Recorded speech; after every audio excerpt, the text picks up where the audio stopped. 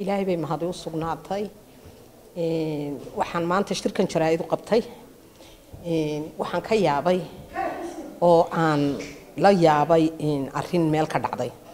waxa weeyaan wasiirka warfaafinta ayaan maanta la hadlayaa waxaan leeyahay xisbi xaakimku waa xisbi xaakimka waa kulmiye labada xisbi mucaarid ma taqaanaa shaqada loo diray ma taqaanaa waxa yihiin ma taqaanaa waxa loo igmaday ما تقانا waxa loo diray ma taqaana tooshka ay sitaan mise ma garanaysid ba farax kale oo leeyahay ninkii yiri cadaalad hadii la doonayo inshaarada suuqun bay ku taalaabay cid kale kuma taala cadaaladi inshaaradu bay cadaalad taalaabay marka cadaalad hadaad simayso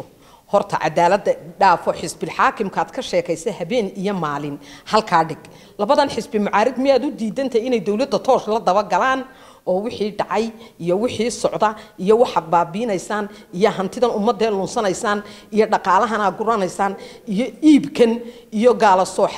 waaridkan iyo carab soo waaridkan ma waxa doonaysaan dalka gabigiisu inaan idin aragoon waxba leeydi ka sheegin oo waxba aan jooq looran waranagu waxaan mucaaridkii oo waxaan loo diray toosh inaanu idin la daba galloon idin ku hayno idin la daba taagnaano goor kasta cadaani laakiin waxaan ku sheegayaa horta wasaaradda joogtaa waa wasaaradii warfaafinta wasaaradda warfaafinta waxay u baahan tahay nin aad u degan oo iimaan leh oo akhlaaqad badan oo tarbiyad badan bay doonaysaa anu cadaani oo maalintii 18 May waranka lagaaga jiiday caloosha dadkii ku ag taagnaa baan ahaa waa lagu qaaday waa lagu soo qalay ii soo duceeya markaad lahayd dadkii ku soo duceeyay baan ahaa anu ismaan lahayn cadaani ayaa bina aadan dib u caay cadaani baa dad aflagaadayn sujuud buu dhulka dhigi cagaha uu wajiga ilaahay u saari mooyaane oo barya alluu ku daali mooyaan cadaani baa dib u caay dad marnaba horta ismaan lahayn way san noqon weydi anu waan kula talinaya ta ilaahay ku noqo oo tarbiyadaadu ha fiicnaato waayo warfaafintii baad joogtaayo miidiyuhu wuxuu gaadhayaa mucaarid iyo muxaafidba waxa loogu tala galay waxaad leedahay inuu gaadho oo uu ku sugnaado gaariya gabay uu leeyahay waxa ku jirtay gol xoo dhami ma aha dhalan dabnaho gargariire iyo gangada waxa keenta been Muuse Biixi waxba uma taraysid madaxweyne Axmed Maxamed Maxamuud Siiraayo 8 jeer baad ku celisaa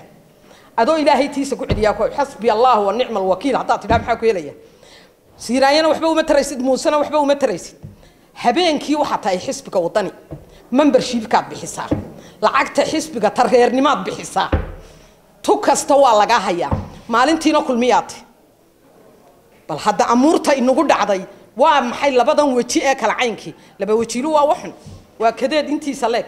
Muusena waxba uma taraysid ogow habeenkii markaan aad noo imanayso eed gariirayso de oohintana la joogun kulmiye oo annaga oohinta noqla imanin oo meelun ku sugnow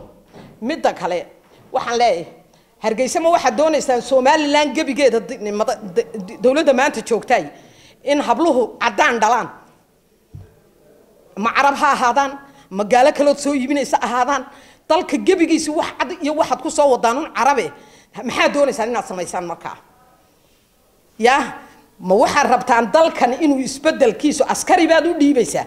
awoodaad leedahay ma jirto waxa tala haysa ma jirto hub ma haysatid aad iskaga celiso carabta iyo cid kala toona laakiin tii waxa tahay dawlad tayar